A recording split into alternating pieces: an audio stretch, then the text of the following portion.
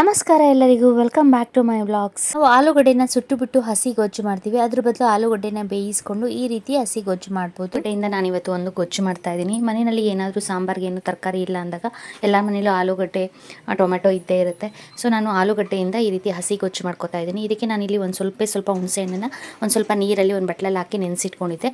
ನಾವು ಬೇಯಿಸಿಟ್ಕೊಂಡಿರೋ ಆಲೂಗಡ್ಡೆನ ನಾವು ಒಲೆನಲ್ಲಾದರೆ ಸುಟ್ಟುಬಿಟ್ಟು ಮಾಡ್ತೀವಿ. ನಾವು ಸ್ಟವ್ ಮೇಲೆ ಬೇಯಿಸೋಕೋದ್ರೆ ಸುಡೋಕೋದ್ರೆ ತುಂಬ ಟೈಮ್ ತೊಗೊಳುತ್ತೆ. ಅದ್ರ ಬದಲು ಈ ರೀತಿ ಆಲೂಗಡ್ಡೆನ ಬೇಯಿಸ್ಕೊಂಡಾದ್ಮೇಲೆ ಅದನ್ನು ಕಿವುಚ್ಕೊಂಡು ಒಂದು ಬಟ್ಲಿಗೆ ಹಾಕ್ಕೊಂಡಿದ್ದೀನಿ. ಮತ್ತು ಒಂದು ಈರುಳ್ಳಿನ ಕಟ್ ಮಾಡಿ ಹಾಕ್ಕೊಂಡಿದ್ದೀನಿ. ಇದ್ರ ಜೊತೆಗೆ ಒಂದು 2-3 ಹಸಿಮೆಣಸಿನ್ಕಾಯಿ ಹಾಕ್ಕೊಂಡು ಕಲ್ಲುಪ್ಪಾಗಲಿ ಅಥವಾ ಪುಡಿ ಉಪ್ಪಾಗಲಿ ರುಚಿಗೆ ತಕ್ಕಷ್ಟು ಹಾಕ್ಕೊಂಡು ಒಂದು ಸ್ವಲ್ಪ ಕೊತ್ತಂಬರಿ ಸೊಪ್ಪನ್ನು ಕಟ್ ಮಾಡಿ ಹಾಕ್ಕೋತಾ ಇದ್ದೀನಿ.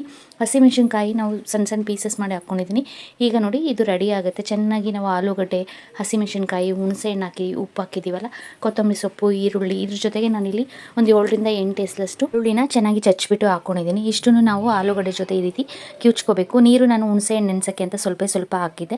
ನಾವು ಈ ರೀತಿ ಚೆನ್ನಾಗಿ ಇದನ್ನು ಕಿವುಚ್ಕೊಂಡಾದ್ಮೇಲೆ ನೀರು ನೋಡಿಕೊಂಡು ನಮಗೆ ಎಷ್ಟು ಬೇಕೋ ಅಷ್ಟು ಒಂದು ಸ್ವಲ್ಪ ನೀರು ಮಿಕ್ಸ್ ಮಾಡಿಕೊಂಡ್ರೆ ಆಲೂಗಡ್ಡೆ ಗೊಜ್ಜು ರೆಡಿ ಆಗುತ್ತೆ. ಹಸಿ ಆಲೂಗಡ್ಡೆ ಗೊಜ್ಜು ಈ ರೀತಿ ಮಾಡಿಕೊಂಡು ನಾವು ಬಿಸಿ ಅನ್ನದ ಜೊತೆ, ಬಿಸಿ ಮುದ್ದೆ ಜೊತೆ ಏನಾದರೂ ನಮಗೆ ಖಾರವಾಗಿ ತಿನ್ನಬೇಕು ಅನಿಸ್ತಾ ಇರುತ್ತೆ. ಆವಾಗ ಈ ರೀತಿ ಮಾಡ್ಕೊಂಡು ತಿಂತಾಯಿದ್ರೆ ನಾವು ಒಂದು ಸ್ವಲ್ಪ ತಿನ್ನೋರು ಇನ್ನೂ ಒಂದಷ್ಟು ಹೆಚ್ಚು ಅನ್ನ ಅಥವಾ ಮುದ್ದೆ ತಿಂತೀವಿ. ಅಷ್ಟು ರುಚಿಯಾಗಿರುತ್ತೆ. ನೀವು ಸಹ ಟ್ರೈ ಮಾಡಿ ನೋಡಿ ಫ್ರೆಂಡ್ಸ್.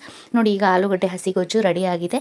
ಇದಕ್ಕೆ ನೋಡಿಕೊಂಡು ಲಾಸ್ಟಲ್ಲಿ ನಾವು ಒಂದು ಸ್ವಲ್ಪ ನೀರು ಹಾಕ್ಕೊಂಡು, ಬೇಕು ಅಂದರೆ ಇದು ತುಂಬ ಗಟ್ಟಿಯಾಗಿದ್ರೇ ಚೆನ್ನಾಗಿರುತ್ತೆ, ತುಂಬ ನೀರಾಗಿದ್ದರೆ ಚೆನ್ನಾಗಿರಲ್ಲ. ನಾನು ಇಲ್ಲಿ ಮೀಡಿಯಮಾಗಿ ಈ ರೀತಿ ತೊಕ್ಕು ಥರ ಮಾಡ್ಕೊಂಡಿದ್ದೀನಿ. ಇದೇ ರೀತಿ ನಾವು ಬದನೆಕಾಯಲ್ಲೂ ಸಹ ಮಾಡ್ಕೋಬೋದು. ಬದನೆಕಾಯಿ ಹಸಿ ಗೊಜ್ಜು ಮೊಟ್ಟೆ ಬೆಂದಿದೆಯೋ ಇಲ್ವೋ ಅಂತ ನಾನು ನಿಮಗೆ ತೋರಿಸಿಲ್ವಲ್ಲ ಆವಾಗಲೇ. ಈಗ ನೋಡಿ ಕಟ್ ಮಾಡಿ ತೋರಿಸ್ತಾ ಇದ್ದೀನಿ. ಒಳಗಡೆ ಯೋಕು ಸಹ ತುಂಬ ಚೆನ್ನಾಗಿ ಬೆಂದಿದೆ. ಈ ರೀತಿ ಬಿಸಿ ಅನ್ನದ ಜೊತೆಗೆ ಹಸಿ ಆಲೂಗಡ್ಡೆ ಗೊಜ್ಜನ್ನ ಹಾಕ್ಕೊಂಡು ತಿಂತಾಯಿದ್ರೆ ಇನ್ನಷ್ಟು ತಿನ್ನಬೇಕು ಅನಿಸ್ತಾ ಇರುತ್ತೆ. ಅಷ್ಟು ಸಕ್ಕತ್ತಾಗಿರುತ್ತೆ. ನೀವು ಟ್ರೈ ಮಾಡಿ ನೋಡಿ ಫ್ರೆಂಡ್ಸ್.